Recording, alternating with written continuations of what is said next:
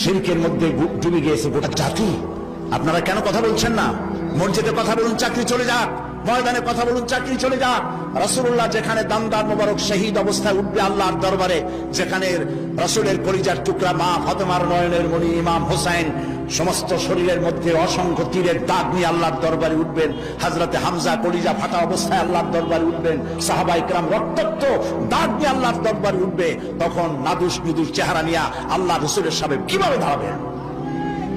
প্রয়োজন হলে জেলে যান, প্রয়োজন হলে মার খান, এই মাজারের বিরুদ্ধে কথা বলুন, এইসব ভণ্ড অলিদের বিরুদ্ধে কথা বলুন।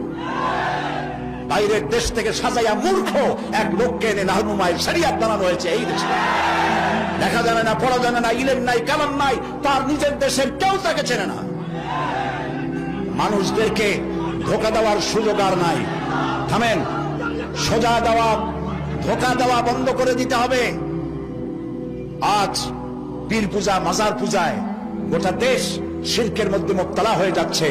কথা বলতে হবে, জীবনকে বাজি রাখুন, কথা বলুন।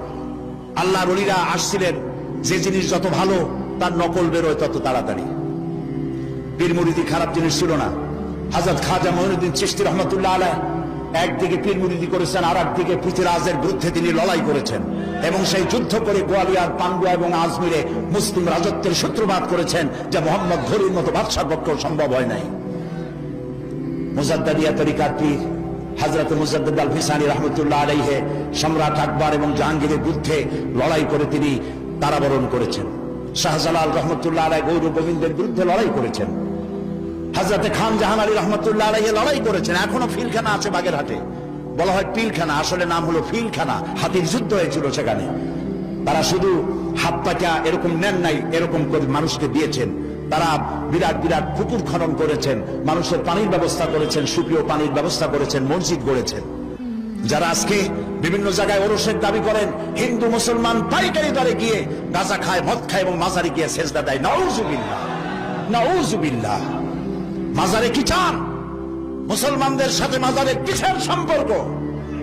মুসলমানদের সম্পর্ক হবে মসজিদের সাথে। আর আল্লাহর ওলিদেরকে আমরা সম্মান করি।